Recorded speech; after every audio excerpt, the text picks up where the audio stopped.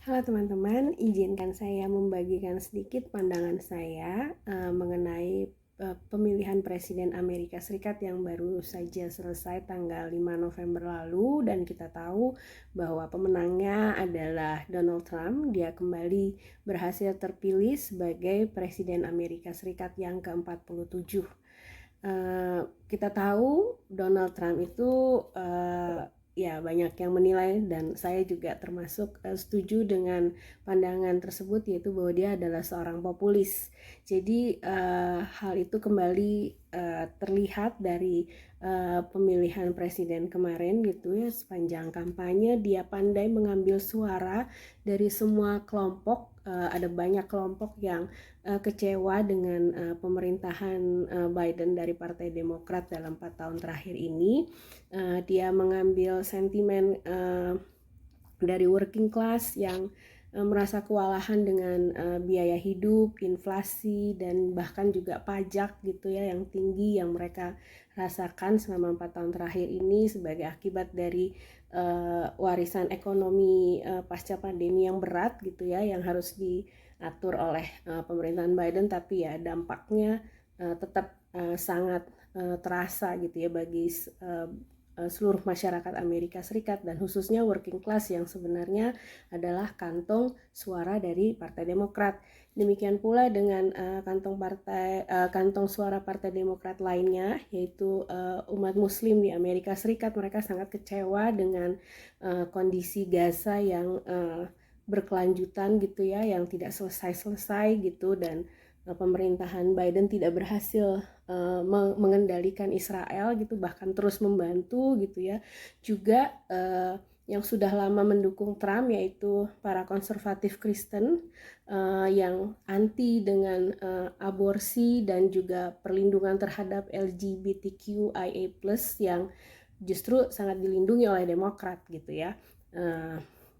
Masalah identitas para LGBTQIA+ ini, bahkan juga sentimen dari orang-orang yang bisa disebut misogonis gitu ya, karena mereka bukan mungkin, tapi memang ada kelompok yang tidak menginginkan Amerika dipimpin oleh perempuan gitu ya, sementara calon yang diusung oleh Demokrat justru Kamala Harris gitu. Nah, Trump berhasil menyatukan semua sentimen dari berbagai kelompok itu untuk menjatuhkan pemerintahan Biden, dan ya dia berhasil gitu memenangkan Pilpres kemarin. Tapi apakah kemudian Trump akan mampu gitu ya addressing semua masalah yang berhasil dia angkat gitu? Saya termasuk yang agak ragu gitu. Karena menurut saya kemenangan dia kali ini yang memang sangat berhasil gitu ya, yang membuat juga bukan hanya kepresidenan yang diambil, yang berhasil dimenangkan oleh Partai Republik, partainya Trump, asal Trump maksud saya, tapi juga Senat maupun House of Representatives itu sekarang juga didominasi oleh Partai Republik. Ini akan sangat memudahkan untuk menggolkan semua program-program Trump nanti gitu. Tetapi yang saya ragu adalah pendukung dari Trump gitu ya, baik timnya maupun kelompok-kelompok yang mendukungnya, kelompok-kelompok masyarakat yang mendukungnya itu sebenarnya punya agenda masing-masing yang sebenarnya juga saling bertentangan gitu. Dan tentunya kondisi seperti ini akan sulit untuk menyatukan Amerika Serikat yang pada dasarnya adalah masyarakat yang sangat majemuk dari segi sosial ekonomi, agama, dan bahkan denominasi agama gitu ya, ras, lalu juga kelompok-kelompok identitas dan sebagainya. Sedangkan terkait politik luar negeri, khususnya misalnya sekarang yang masih jadi PR, yaitu perang di Ukraina dan Timur Tengah gitu ya, saya agak ragu apakah memang Trump bisa menghentikan kedua perang tersebut, dan apakah dia juga akan bersikap adil gitu kepada rakyat Ukraina, Palestina, Libanon, dan ya semua di Timur Tengah gitu ya. Karena kita bisa lihat hingga saat ini kita bisa membaca gitu bahwa orang-orang yang dia pilih untuk nanti menjadi Menteri Luar Negeri misalnya, Marco Rubio, lalu Elise Stefanik sebagai calon dubes Amerika Serikat di PBB, lalu juga Mike Huckabee untuk calon dubes AS di Israel, untuk Israel, itu semuanya sangat pro Israel gitu ya. Mike Rubio sudah mengatakan bahwa dia akan membantu sampai Israel itu menuntaskan apa yang mereka rencanakan.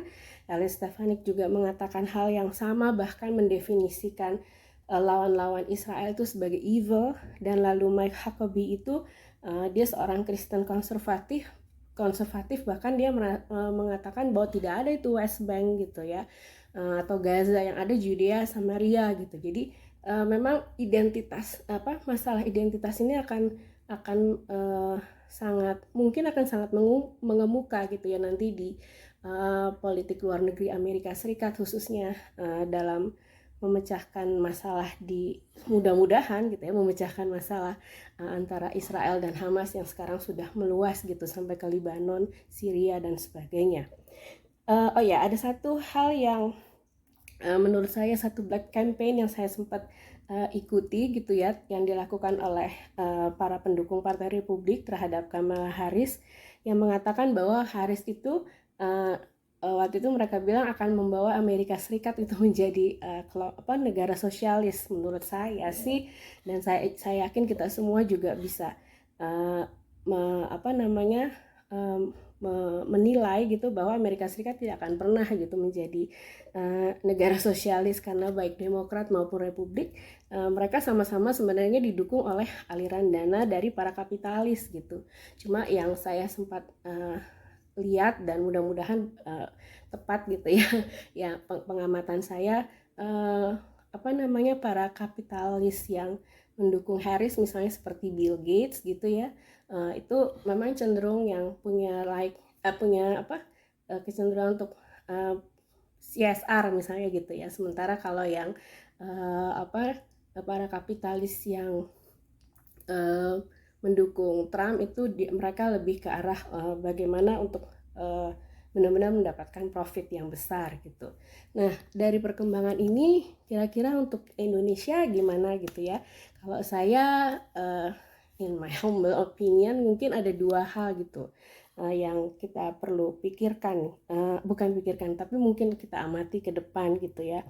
Yang pertama itu bahwa karena Trump itu dinilai sebagai orang yang banyak jurnal yang mengatakan Trump itu sulit diprediksi gitu ya, apalagi untuk politik luar negeri, dan dia kan memang cenderung isolasionis, punya program Make America Great Again gitu.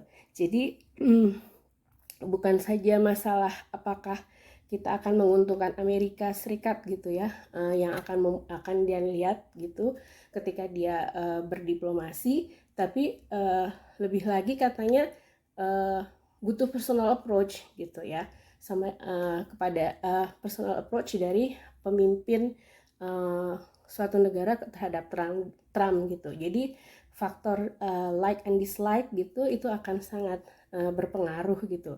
Itu sebabnya juga mungkin kalau teman-teman mengikuti gitu di sosial media, Presiden kita Pak Prabowo ketika datang ke Washington DC beberapa hari yang lalu itu juga berusaha untuk melakukan telepon pribadi gitu ya dengan Trump gitu. Walaupun mungkin saya lupa apakah akhirnya terjadi pertemuan atau tidak gitu ya, karena yang pertemuan resminya kan dengan Presiden Biden gitu. Tapi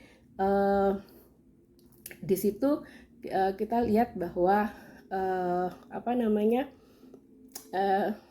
Prabowo berusaha untuk mendekati Trump, dan itu memang yang dilakukan juga oleh banyak kepala negara lainnya gitu. Dan yang paling penting adalah tantangan untuk memperjuangkan Palestina akan semakin besar. Apakah pemerintah Indonesia akan mampu meramu sekaligus melaksanakan kebijakan yang tepat dalam berpolitik dengan Amerika Serikat untuk memperjuangkan nasib rakyat Palestina?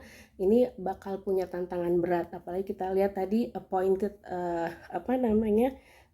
foreign ministries dan para dubes yang berkaitan dengan Israel gitu, dan masalah ini di PBB itu sangat-sangat pro Israel.